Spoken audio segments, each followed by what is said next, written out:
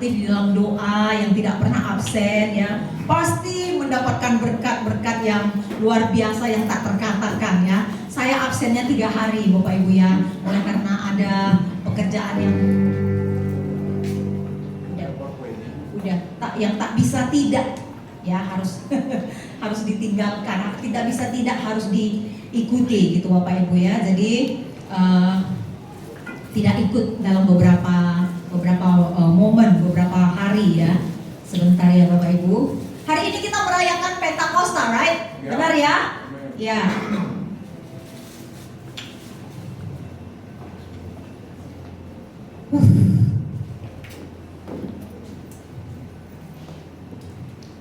Ya. Bapak Ibu yang kasih dalam nama Tuhan Yesus, Roh Kudus itu sudah tercurah. Amin. Ya. Jadi jangan dinanti-nanti lagi. Orang yang belum menerima Yesus sebagai Tuhan, yang belum mengakui Yesus sebagai Tuhan dalam hidupnya, itu pasti menanti-nanti. Ya. Tapi orang yang sudah pernah berkata kepada Yesus, hari ini aku jadikan kau Tuhan bagiku secara pribadi, hari itu juga Roh Kudus datang menghampirinya. Ya, jadi kalau Bapak Ibu, saudara di tempat ini masih ada yang meragukan akan Roh Kudus, ya silakan ditemui nanti para koordinator-koordinatornya ya, pemimpin-pemimpinnya di tempat ini. Bilang aja, nggak usah malu-malu Bapak Ibu yang kasih dalam nama Tuhan Yesus. Ya, jadi bersyukurlah kita ya yang mengikuti Pak Simbolon. Wow, semangat sekali. Ibu Heni ya. Bapak Ibu, tahun depan ya kita berharap doa 10 hari ini dikemas sedemikian rupa ya, supaya kalau bisa seluruh jemaat ikut ada bersama-sama dengan kita ya. Jadi bukan hanya segelintir orang saja yang mengalami, tapi kita semuanya gitu Bapak Ibu ya, supaya kita mendapatkan pesan yang sama ya dari Tuhan ya.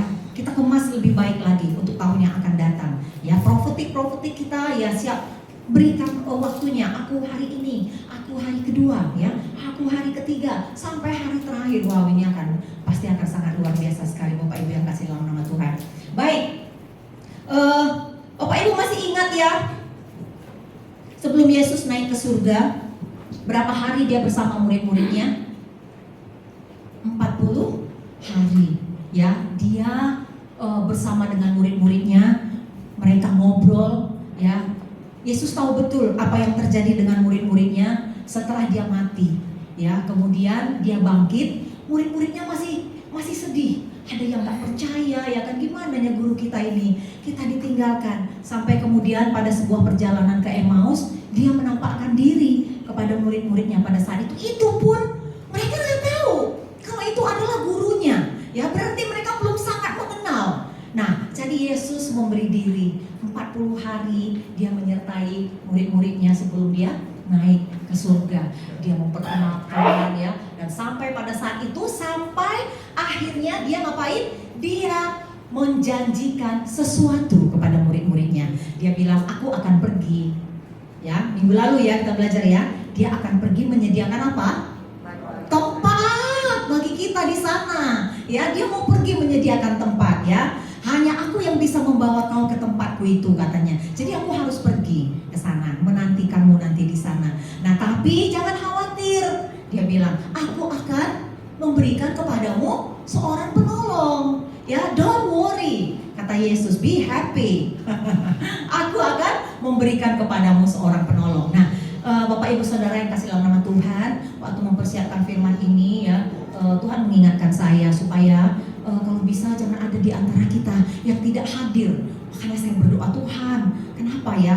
Karena ini harus didapat oleh kita bersama ya. Terutama apalagi untuk anak-anak muda kita di tempat ini. Mungkin mereka belum banyak tahu ya tentang Roh Kudus ini. Jadi harus antusias ya, oke? Anak-anak muda yang di tempat ini, oke?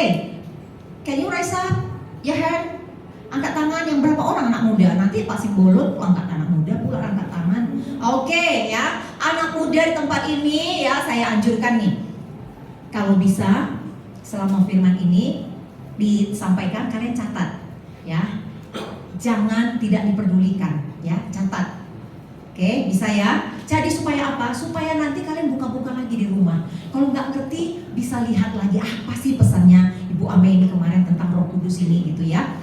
Nah jadi kalian bisa baca lagi, bisa buka lagi di rumah. Nanti bisa cerita kepada kawan-kawannya yang lain. Jadi setiap firman itu kalau bisa kalian catat supaya kalian bisa juga PI kepada teman-teman yang menyampaikan kabar baik kepada orang lain ya. Jangan bilang Om Ronald aja lah, kan dia pemimpin kami. Bang Doli aja lah. Pak Dedi aja lah. Ya, jangan lagi seperti itu. Ya setiap kita, ya siap, aku siap diutus kemanapun memberitakan kabar baik, kita siap. Amin. Amin. Ya, itu dia. Cuma Pak Dedi yang bilang amin. Dia masih muda. Oke.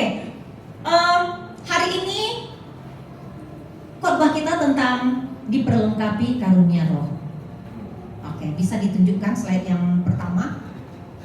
Ya, sebenarnya Bapak Ibu yang kekasih, ya orang muda yang dikasihi Tuhan, firman ini sebenarnya tujuannya adalah ya untuk mengingatkan kepada jemaat di Korintus pada saat itu ya, karena jemaat di Korintus ini mulai menyombongkan diri dengan kepintaran-kepintaran mereka ya. Jemaat di Korintus itu kota yang intelektual ya, kota kaya, kemudian aktivitas ekonomi di sana terjadi, kemudian kota pendidikan. Jadi di sana banyak sekali orang-orang pintar ya. Jadi mereka merasa, kemudian selain itu ada juga orang-orang pintar ini mereka tuh mengandalkan kuasa-kuasa ilah-ilah lain gitu di sana ya. Jadi mereka sudah sulit gitu untuk membedakan yang mana sebenarnya. Sampai akhirnya mereka itu merasa, oh ini aku punya karunia gitu ya. Nah kemudian Paulus mengingatkan mereka ya, supaya mereka sadar bahwa karunia yang mereka miliki itu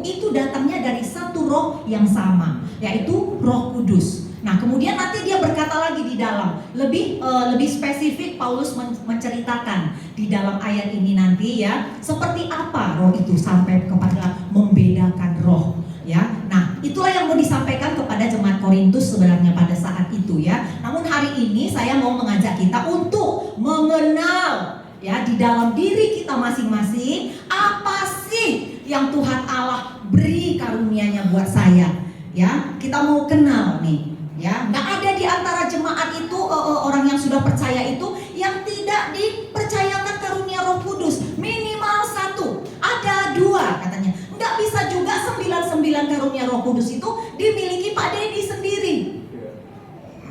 Nanti dia nggak butuh orang lain ya. Jadi harus setiap orang itu memiliki satu atau dua, supaya apa? Karena ini tujuannya bukan untuk pribadi saja, tetapi pribadi yang akan membangun jemaat.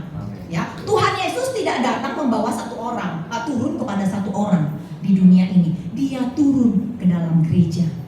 Gereja itu artinya adalah orang-orang percaya yang berkumpul bersatu, ya. Dan Yesus adalah kepalanya. Yesus tidak kepala dari satu orang. Ingat itu Bapak Ibu.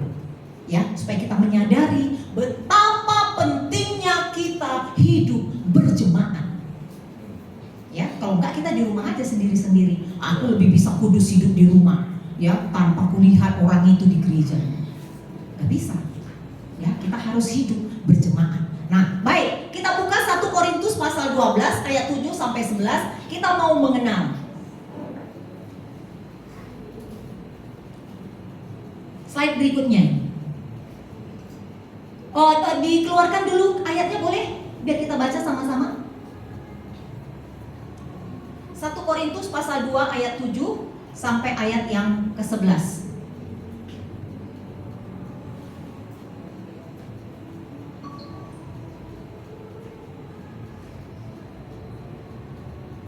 Oke. Bagaimana kita tahu Roh Kudus itu ada dalam kita? Apa yang Roh Kudus kerjakan sebenarnya bagi kita?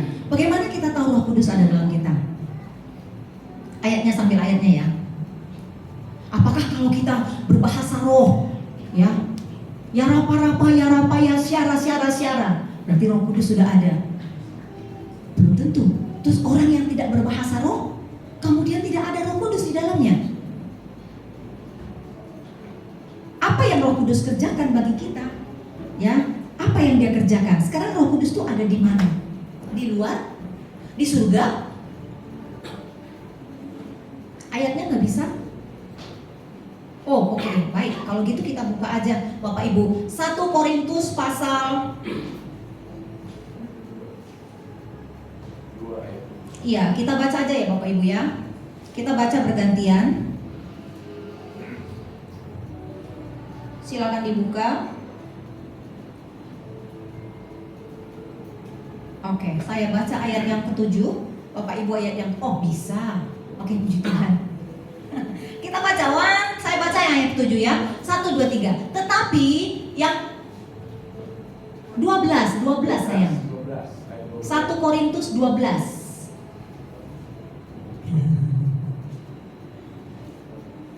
Oke. Tuh 2 saya mulai. Tetapi kepada tiap-tiap orang dikaruniakan pernyataan roh untuk kepentingan bersama. Catat ya. Ayat 8 silakan lanjutkan. Bapak Ibu baca.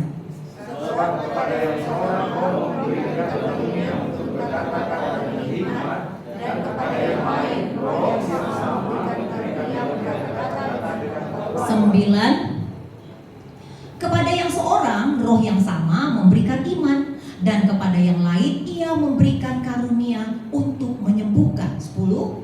Kepada yang seorang roh memberikan kuasa untuk mengadakan mukjizat, dan kepada yang lain ia memberikan karunia untuk bernubuat, dan kepada yang lain lagi ia memberikan karunia untuk membedakan macam-macam roh. Kepada yang seorang ia memberikan karunia untuk berkata-kata dengan bahasa roh, dan kepada yang lain ia memberikan karunia untuk menafsirkan bahasa roh. Ya, 11 saya baca buat kita semuanya. 11. Tetapi semuanya ini dikerjakan oleh roh yang satu dan yang sama, yang memberikan karunia kepada tiap-tiap orang secara khusus seperti yang dikehendakinya. Ingat, seperti yang dikehendakinya. Ya. Jadi Tuhan tahu betul Dia mau kasih kita karunia apa. Ya, jangan bilang aku tak mau yang inilah Tuhan, aku mau yang mujizat. Ya, aku nggak mau yang inilah Tuhan, aku mau yang berkata-kata hikmat, membedakan roh. Gak bisa. Sesuai dengan yang dikehendakinya. Ya, amin Bapak Ibu. Jadi setiap kita nggak boleh sombong. Yang memiliki nggak boleh sombong, yang tak memiliki nggak bisa iri hati. Ya, nggak bisa bilang, oh itu dari setan itu, nggak betul itu dia itu, nggak bisa. Itulah gunanya kenapa dikatakan ini tujuannya untuk membangun jemaat. Ya, mau Bapak Ibu kelingking, mau Bapak Ibu jempol, mau kelingking, mau telunjuk, ya, semuanya untuk membangun. Ya, tidak ada yang tidak membangun. Nah, yang pertama kita melihat anak muda. Catat ini baik-baik ya, karena kemarin katanya seringkali anak muda ini nggak dapat impartasi karena terus bapak-bapak aja yang disebut katanya, mama-mama katanya. Jadi anak muda nggak pernah disebut namanya. Hari ini saya sebut anak muda. Catat ya. Yang pertama perkataan hikmat. Perkataan hikmat itu apa ya? Bahasa Yunaninya. Oh, kenapa bahasa Yunani ini nanti disampaikan Bapak Ibu supaya dasarnya itu kuat. Ya, nanti Bapak Ibu bisa lihat sendiri. Sophia. Perkataan hikmat ini Sophia, wisdom. Ya, jadi perkataan hikmat itu seperti apa sih Bu Ami? Perkataan hikmat ini adalah perkataan yang slide ke berikutnya ya Bang ya. Perkataan hikmat ini adalah perkataan yang tidak berasal dari kepintaran manusia sebelumnya Bang. Jadi dia hanya berasal dari Allah. Ya, perkataan hikmat. Contohnya siapa ini ya? Siapa yang mendapat perkataan hikmat dan yang memintanya kepada Tuhan? Salomo, ya kan ya? Apa yang Salomo minta pada saat itu? Ingat peristiwa Salomo, ingat kisahnya. Salomo itu waktu itu ditanya Tuhan, kau sebenarnya mau minta apa dariku? Mintalah, aku akan berikan kepadamu. Slide sebelumnya Bang. Kemudian Salomo bilang apa? Aku nggak minta apa-apa Tuhan. Aku hanya minta berikanlah aku hikmat untuk membedakan segala perkara, untuk menimbang segala perkara. Itu yang Salomo minta kepada Tuhan. Akhirnya Tuhan kasih. Sampai datanglah sebuah kasus. Apa kasusnya? 2 orang janda membawa 1 bayi, merasa miliknya. Kemudian 2 merasa miliknya itu Salomo bingung. Gimana ada 2 janda merasa 1 anak ini miliknya bersama? Bingung kan? Bisa rahim 2 tapi anaknya 1. Kan gak mungkin. Kalau rahim 1 anaknya 2 masih bisa. Ya, tapi kalau rahim 2 anaknya 1 itu membingungkan. Akhirnya Salomo berdoa kepada Tuhan dan dia diberi hikmat. Apa hikmatnya? Udah, dua-dua kau akan dapat anak ini. Sekarang, ayo pengawal, penggal aja anak ini jadi 2, setengah untuk si A, setengah untuk janda si B. Itu hikmat luar biasa yang dimilikinya yang datang dari Tuhan. Sampai akhirnya apa yang terjadi? Wanita yang sangat mengasihi anak ini, dia akan bilang, gak mungkin dia mau anaknya mati. Udah, gak usah dibunuh anak itu, kasih aja sama dia. Dalam hatinya mungkin, sampai dia mati pun nanti kulihat anak ini, katanya. Tapi kalau hari ini dibunuh, tak kulihat lagi selama-lamanya. Akhirnya Salomo tahu, oh ini yang benar, kasih sama dia. Berarti dia pemilik anak ini. Itu hikmat luar biasa, ya, yang hari-hari ini tidak lagi dimiliki dunia ini. Bahkan tidak dimiliki peradilan kita. Peradilan kita menimbang, memutuskan segala sesuatu dengan pikirannya sendiri, untuk kepentingannya sendiri. Harus digeser, harus dihancurkan, digantikan gereja Tuhan. HOG, gantikan posisi ini, kondisi ini. Masuklah hukum, lakukan yang benar. Jadilah jaksa, jadilah hakim. Minta hikmatnya dari Tuhan. Ini pesan Tuhan kepada kita, buat orang muda, ya. Catat tuh baik-baik. Berikutnya, perkataan pengetahuan. Nanti minta ya, lihat, selidiki hatinya masing-masing. Aku yang mana nih Tuhan, ya. Perkataan pengetahuan. Perkataan pengetahuan itu Yunaninya gnosis, ya. Knowledge di dalam bahasa Inggrisnya, tapi dia bukan melibatkan kognitif. Ya, kognitif itu adalah ilmu yang kita pakai, otak kita yang kita pakai untuk mengetahui berapa rumus, menghitung luas, gitu ya, mencari keuntungan, mencari break even point. Nah, itu kognitif. Tetapi perkataan pengetahuan yang dikatakan di sini adalah perkataan pengetahuan yang dianugerahkan Allah. Ingat kisah Daniel? Waktu Raja Nebukadnezar pada saat itu bermimpi dan tidak ada satu orang pun yang tahu arti mimpinya, dan semua orang itu akhirnya dibunuh. Kemudian Daniel ditunjukkan seseorang, ada Daniel, katanya. Ingat Daniel seperti apa kepintarannya? Dia pintar berapa kali lipat? Lupa saya. Berkali 10 kali lipat kalau nggak salah pada saat itu. Karena apa? Hanya makan sayur. Kalau hari-hari ini ibu-ibu hamil disuruh makan asam folat, banyak makan ini makan itu supaya anaknya pintar, masih dalam kandungan pun sudah sekolah, katanya supaya pintar. Tak apa-apa, ya. Tapi Daniel pada saat itu hanya makan sayur. Dia nggak mau makan makanan yang disediakan dari kerajaan. Ini sesuatu yang harus kita, harus jadi iman kita, ya. Inilah pengetahuan yang dimaksud di firman ini, ya. Yang ketiga, iman, pistis, ya, faith, kepercayaan, keyakinan, kepercayaan yang terus menerus, yang tidak berhenti, tidak goyah. Paulus contoh orangnya, ya, berbalik 180 derajat dari keadaannya semula ketika dia mulai percaya. Kenapa? Karena iman adalah dasar dari segala sesuatu yang kita harapkan. Iman dasarnya. Bukti yang tidak kita lihat itu iman dasarnya. Kata Ibrani, kan gitu ya. Dasar dari segala sesuatu yang kita harapkan dan bukti, bayangkan. Biasanya kalau di peradilan bukti itu harus ada nampak. Apa buktinya? Handphone, kacamata, misalnya apalagi dan yang lain-lain. Ini nggak ada buktinya. Tapi dia dijadikan bukti. Apa? Iman dijadikan bukti. Paulus mengalami itu. Ya, kalau enggak dia adalah orang yang paling pintar, yang sebenarnya tidak membutuhkan iman dalam hidupnya. Ya, dia tahu betul bagaimana harus hidup benar. Ya, hidup sesuai dengan Taurat, dia tahu betul itu. Oke, apakah saudara ini? Selidiki hatinya sambil berdoa sama Roh Kudus, ya. Kemudian karunia menyembuhkan, lamaton.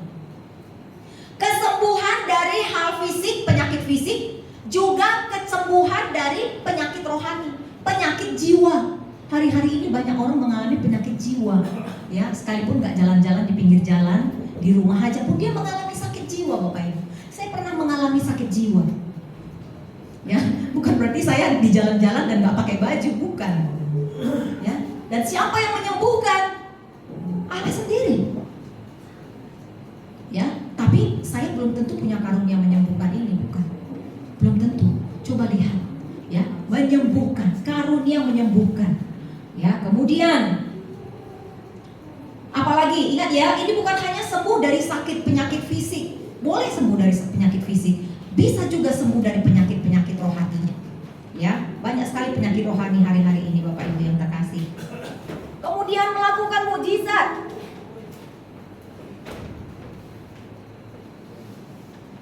Melakukan mukjizat. Ya, melakukan mukjizat itu dunamis. Ya, melakukan mukjizat ini miracle bahasanya. WhatsApp. Hati Pak.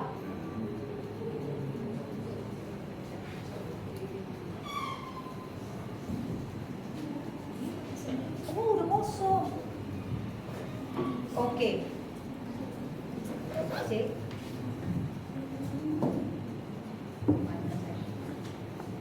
C, oke ini aja. Ya, dunamis ya, kekuatan atau kuasa, kemampuan, sebuah kuasa, kemampuan yang ajaib. Kalau miracle pasti ajaib, ya, nggak mungkin nggak ajaib, ya. Yang ajaib, yang terjadi, yang supranatural, ya. Kalau mujizat itu udah pasti supranatural lah. Ya, manusia nggak bisa, itu hanya Tuhan yang bisa melakukan. Tapi ini dikaruniakan kepada seseorang, ya, di dalam jemaat Tuhan, ya. Kemudian dia mujizat itu harus terjadi perubahan, ya, ada perubahan yang terjadi di sana, ya. Contohnya misalnya mujizat orang lumpuh bisa berjalan, apalagi orang buta bisa melihat, apalagi mujizat ya. Mujizat yang pernah kita alami, ada pernah mengalami mujizat dompet yang kosong tiba-tiba berisi duit. Pernah? Saya pernah Bapak Ibu. Saya pernah dompet saya berisi duit. Ya, ada duit yang memang seharusnya duit rutin, tiba-tiba kok ada duit. Itu pernah saya saksikan kepada Pak Dedi. Pak Dedi pernah cerita di sini. Tiba-tiba ada duit yang saya nggak tahu datangnya dari mana. Saya bingung mencari-cari sumbernya. Saya bingung melihat apa yang belum saya bayar. Saya hitung. Kayaknya udah aku bayar semua. Apa yang harus dibayar? Ya kayaknya pemasukan nggak ada dari mana-mana, hanya ini aja. Ini bukan di tabungan Bapak Ibu, di dalam dompet.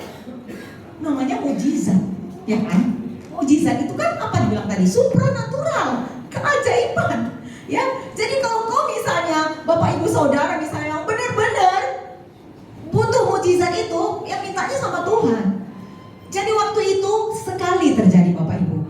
Jadi nggak terjadi lagi, ya. Saya tanya Tuhan, kenapa cuma terjadi sekali? Tahu nggak Tuhan bilang apa? Aku cuma mau bilang samamu, aku bisa melakukan mujizat. Padahal aku tahu Tuhan bisa melakukan mujizat, tapi hari itu Dia izinkan saya mengalaminya. Memang nggak banyak, ratusan ribu, 700 kalau nggak salah. Banyak itu Bapak Ibu, 700. Banyak. Nah itu dia. Ada lagi cerita orang mengalami mujizat apa? Di dalam keluarganya.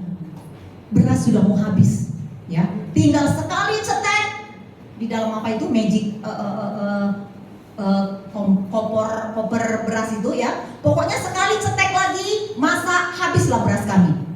Dibilang sama Tuhan belum akhir bulan, nggak ada lagi uang kami Tuhan, tolong Tuhan, tidak ada lagi uang.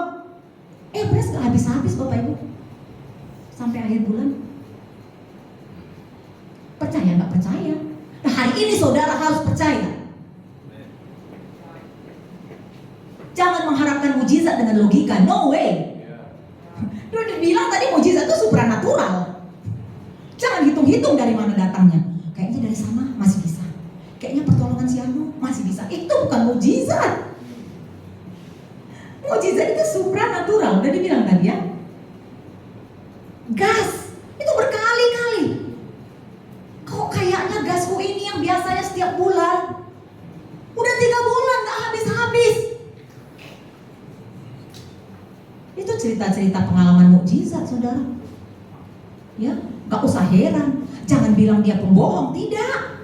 Dia mengalami itu. Saudara mau mengalaminya? Silahkan alami bersama Roh Kudus. Amin. Nah, itu dia ya. Oke, baik. Berikutnya. Mujizat ini dialami oleh Petrus. Ingat Petrus saudara. Petrus orang yang gimana? Yang Tuhan, janganlah, aku mau sama-samamu terus. Mana ada itu kau mau disalib? Enggak. Orang yang meledak-meledak kalau bicara. Ada di sini orang yang kalau bicara meledak-meledak? Enggak bisa pelan-pelan bicaranya. Gini loh, harus kayak gini loh, harus begini loh.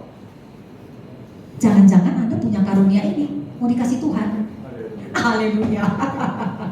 Cuma dia yang berani bilang nanti di luar sana, sembuh kau hari ini, sembuh dalam nama Yesus, sembuh. Saya nggak berani, saya nggak punya karunia itu, saudara. Tapi ada orang yang dikasih Tuhan ini, sama seperti Petrus.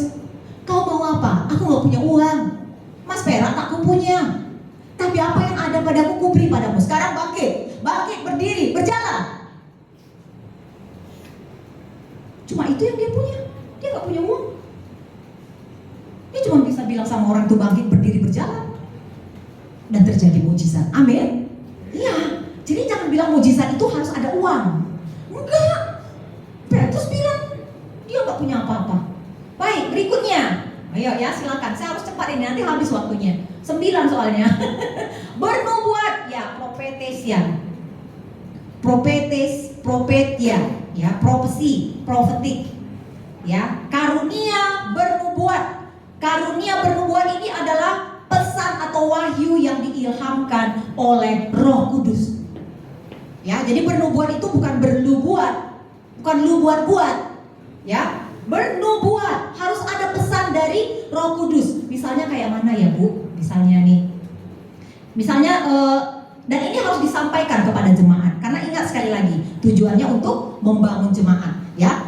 Misalnya saya pernah beberapa kali mengalami pewahyuan di dalam doa dan semakin sekarang sih semakin sering mengalaminya, ya. Jadi silakan mari kita sama-sama mengalami pewahyuan ini dari Tuhan. Ya, contohnya sekali waktu di dalam doa, ya, saya berdoa sama Tuhan, kemudian Tuhan bawa ingatan saya itu kepada perjalanan Via Dolorosa-nya Yesus. Ya kan, saudara ingat apa yang dialami Yesus selama Via Dolorosa itu?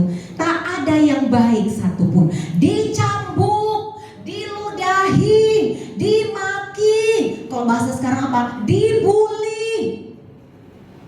Nah, pasti dibully. Diejekin.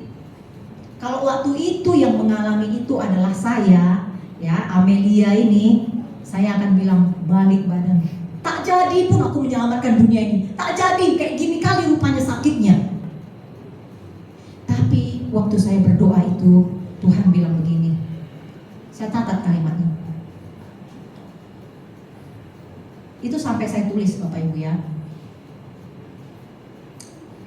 Tuhan bilang begini. Tidak kesakitan, tidak hinaan, tidak cercaan, tidak apapun yang membuat hatinya sakit yang bisa membatalkan niatnya untuk naik ke salib. Itu kalimatnya tidak ada di dalam Alkitab, nggak ada kalimat seperti itu. Tapi Tuhan taruhkan kepada saya waktu itu. Kemudian saya bawa di doa di hari Sabtu. Kita berdoa, kita sampaikan di tengah-tengah doa. Itulah yang namanya nubuat. Ya, itu bukan saya buat. Ya, itu ditaruh Tuhan. Itu pewahyuan. Nah, ya, apalagi contohnya misalnya, ya, ini didapat dari perenungan-perenungan, ya Bapak Ibu, ya. Contohnya satu lagi, 2 aja ya, nanti banyak kali habis waktu kita. Sekali waktu di dalam doa saya, ya, ini masih udah agak lama sih. Waktu itu Tuhan bilang begini waktu saya berdoa, kenapa ya banyak sekali, gimana ya caranya ya untuk menghilangkan hal-hal yang negatif ini dari pikiran ini, ya, lingkungan-lingkungan yang negatif ini gimana ya caranya, ya. Dalam doa Tuhan ingatkan begini, saya kan guru matematika, sampai saya buat di SW. Pak SW? Apa SW? Iya, status WhatsApp. Tambahkanlah positif lebih banyak daripada negatif. Benar? Tambahkan lebih banyak positif daripada negatif. Maka hasilnya apa? Apa, Peter? Positif. Contohnya positif 5 tambah negatif 2. Apa hasilnya? Positif 3. Ya kan? Positif 10 ditambah negatif 5. Hasilnya positif 10. 5. Jadi tetap positif. Tapi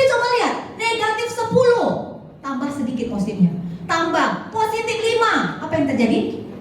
Negatif 5. Wih, entah dari mana saya dapat ini ya, dari Tuhan. Berarti apa artinya? Kalau kita mau keadaan ini yang negatif ini jadi positif, nggak usah capek-capek, tambahkan aja hal-hal yang positif.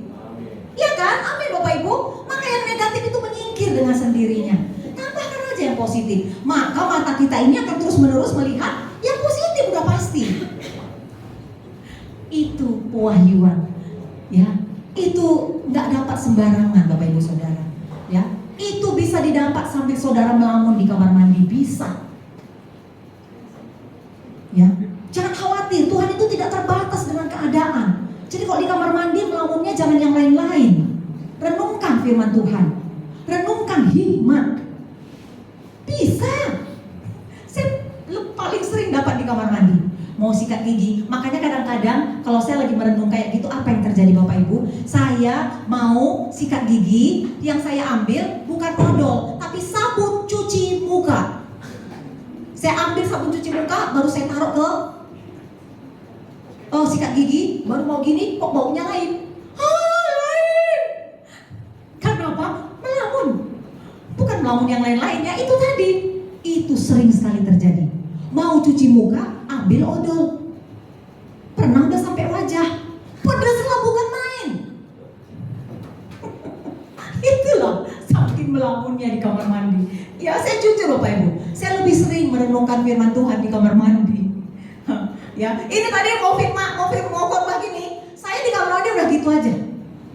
Cuman ini yang saya ingat-ingat. Nah itu pula modelnya saya Bapak Ibu ya. Boleh ditiru, boleh enggak, silakan ya. Kemudian dicatat. Kalau Bapak Ibu dapat sesuatu pesan dari Tuhan, jangan lupa catat. Ceritakan sama teman, sampaikan di doa. Makanya datang doa hari Sabtu. Promosi lagi. Ya, kemudian yang berikutnya adalah membedakan roh. Kalau ini jangan tanya saya. Ya, dia krisis. Membedakan roh, artinya membedakan hal-hal yang rohani dengan hal-hal yang berasal dari setan. Kalau orang belum pernah ketemu setan, sulit ini, sulit. Jangan suruh saya. Ya, sulit. Karena saya belum pernah ketemu setan. Mungkin kita bisa belajar dengan pria ini. Bagus, itu harus diceritakan Pak. Boleh bikin seminar sekali waktu. Saya punya teman di kelas konseling, ya. Dia adalah seorang hamba Tuhan yang kayak Pak Simbolon. Maaf, dia pernah berteman dengan itu tadi Pak, bersahabat. Jadi saya bilang, Pak, aku maulah sekali-sekali belajar sama Bapak. Datang aja Bu, katanya. Ibu mau yang berapa SKS? Wih, seru juga ini saya pikir. Saya penasaran Bapak Ibu, sebenarnya dunia kegelapan itu seperti apa sih roh yang lain itu gitu ya? Gitu ya. Karena waktu saya berdoa pun datang sepertinya bayangan yang lain. Saya bilang, saya apa namanya nggak percaya saya itu ada gitu. Artinya saya bilang, aku kan berdoa sama Tuhan. Nggak mungkin yang lain yang datang gitu. Jadi dia sulit gitu. Nah itu ya sulit. Jadi kita harus belajar sama pakarnya. Nanti kita minta. Jadi kita harus tahu di gereja Tuhan ini harus ada Bapak Ibu. Ya harus ada. Supaya kita tahu. Nanti mungkin kita doakan Pak Simbolon. Dia akan bilang, Pak Dedi, boleh? Boleh dong. Kenapa nggak boleh Pak Simbolon menegur Pak Dedi? Kalau itu memang datang dari Tuhan. Tapi ingat, ada catatannya, ada footnote-nya di bawah ya. Kayaknya Pak Dedi bilang itu kemarin guru saya pun bilang kayak gitu juga Pak Dedi. Berarti salah Pak Dedi. Gak benar itu. Boleh. Harus ada itu. Ya, belajar. Oke? Kalau saya tidak, nggak bisa saya. Tahu kali saya.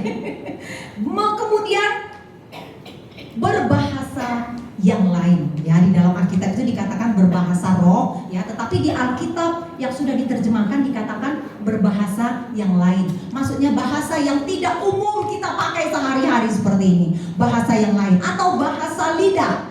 Ya, dikatakan tongue kalau di bahasa Inggrisnya ya, bahasa lidah atau bahasa yang lain. Nah, ini juga harus terjadi di tengah-tengah jemaat. Orang-orang muda, Bu Amel, kayaknya kami orang-orang muda ini perlu, nggak perlu lah. Ya, ini harus ada orang yang bisa berbahasa yang lain. Kemudian di bawah katanya ada apa? Ada orang yang bisa menerjemahkan, menginterpretasi bahasa itu, ya. Interpreter. Hermeneutik. Ya, itu dia, hermeneutik. Ya, kemarin kami belajar hermeneutik, ya. Jadi harus ada. Nah, 9 ini Bapak Ibu Saudara harus ada di tengah-tengah jemaat. Kalau ada yang belum bertumbuh, gak apa-apa. Artinya kita terus berdoa. Mungkin nubuatan mungkin di tengah-tengah kita sudah ada, ya. Membedakan roh mungkin belum ada. Nah, ini kira-kira kalau ada yang, Bu Ame, jadi gimana caranya? Gimana nih caranya aku bisa mengenal?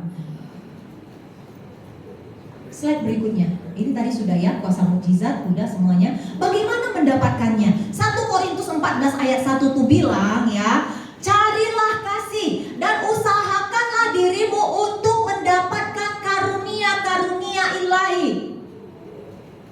Jadi apa yang harus dilakukan? Usahakan. Ya, memang bukan dengan kekuatan kita sendiri, tetapi kita punya kemauan untuk mendapatkannya. Di mana kita bisa mendapatkannya? Enggak bisa di tempat lain, di dalam doa. Ya, harus berdoa kita. Kalau nggak berdoa kita nggak bisa dapat. Doa itu menghubungkan kita dengan roh Allah, ya, bukan menghubungkan kita dengan roh-roh yang lain. Jadi sudah pasti kita dapat pesannya dari Tuhan. Tuhan yang akan mengajari kita. Kemudian dalam doa itu kita minta, Tuhan, aku mau karunia yang mana? Ya, yang mana ini yang sesuai denganku, kemudian sesuai dengan kehendak-Mu. Kan dibilang tadi ya, sesuai dengan kehendaknya. Jadi kepada siapa kita minta? Kepada Tuhan. Harus diminta? Minta.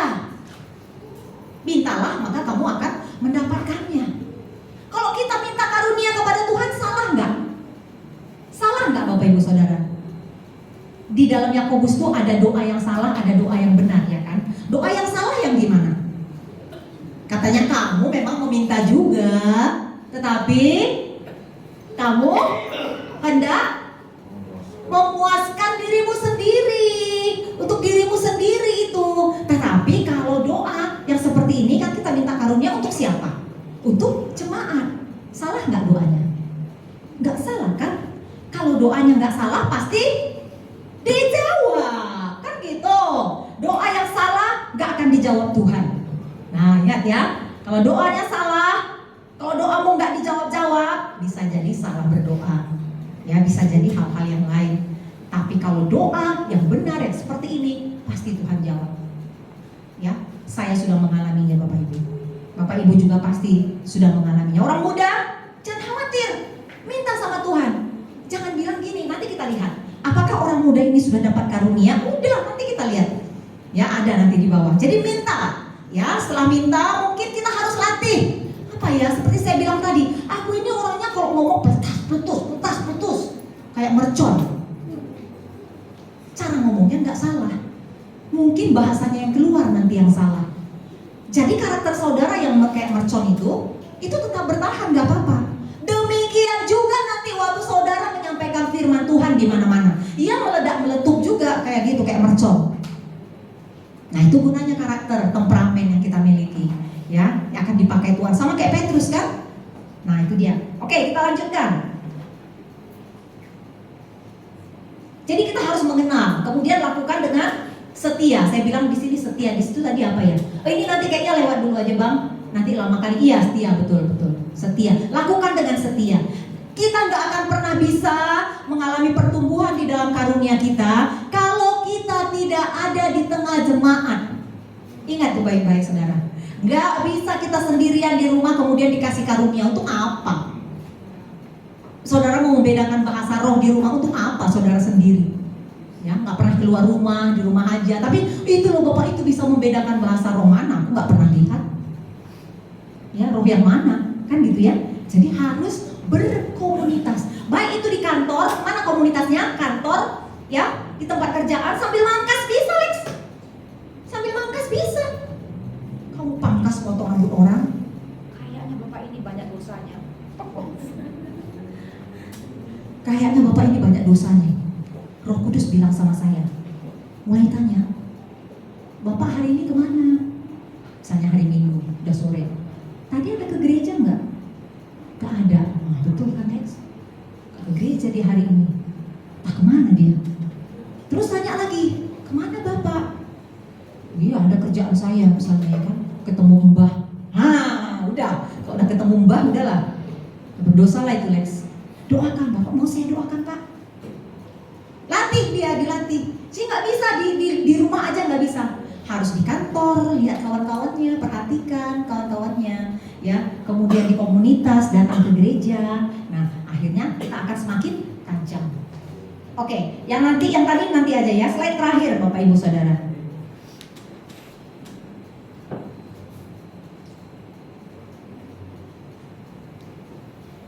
Karunia rohani itu tujuannya untuk geser bang, ya. Karunia rohani itu tujuannya untuk membangun. Katakan untuk membangun. Ya. 1 Korintus 12 ayat yang ke-7. Akan terjadi pada hari-hari terakhir. Oh sorry, bukannya itu. Ini nggak ada di sana ya bang. Jadi sekali lagi untuk membangun jemaat, nanti Bapak Ibu buka ya. Saya bacakan Kisah Rasul pasal 2 ayat yang ke-17. Ini ayat yang terakhir. Saya bacakan saja. Kalau tidak ada, kalau ada sih saya senang. Korintus 2 ayat 17 bang.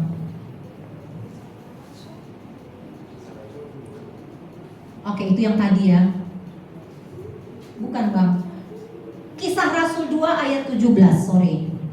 Kisah Rasul 2 ayat 17. Udah mulai terasa Bapak Ibu karunianya? Sudah mulai dianalisa dirinya sendiri? Sudah mulai dirasa-rasakan? Nanti kita doakan ya. Belum? Saya bacakan saja, nanti kalau nampak boleh dibaca. Ayo, oke, kita baca sama-sama ya. 1 sambil diresapi, sambil dipahami. 2, 3, ya. Akan terjadi pada hari-hari terakhir, demikianlah firman Allah, bahwa aku akan mencurahkan rohku ke atas semua manusia. Maka anak-anakmu laki-laki dan perempuan akan bernubuat.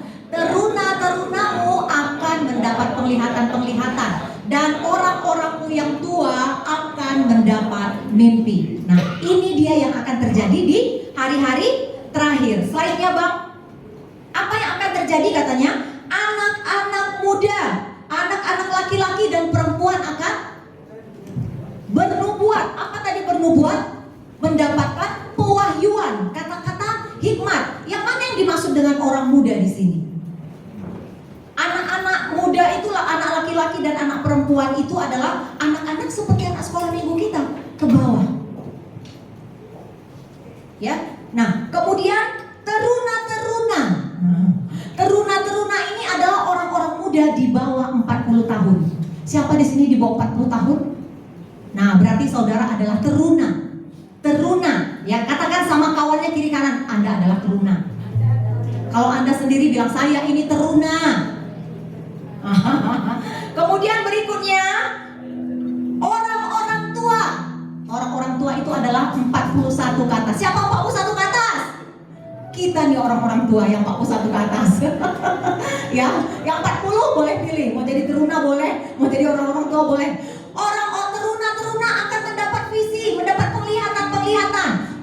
Penglihatan itu bukannya maksudnya bukan bisa melihat, iya aku tadi melihat kuntilanak. Bukan itu maksudnya ya. Tetapi mendapat visi. Sama seperti visi gereja kita apa? Sekarang belum terjadi tetapi sedang dikerjakan dan akan terjadi di masa yang akan datang. Pak Dedi mendapatkan visi untuk gereja kita, menjadi rumah tempat generasi pengubah. Itu adalah visi. Dan setiap kita harus mendapatkan itu. Apa visi yang Tuhan taruhkan? Visi ini diberikan kepada siapa? Sekali lagi, penglihatan ini diberikan kepada siapa? Kepada siapa?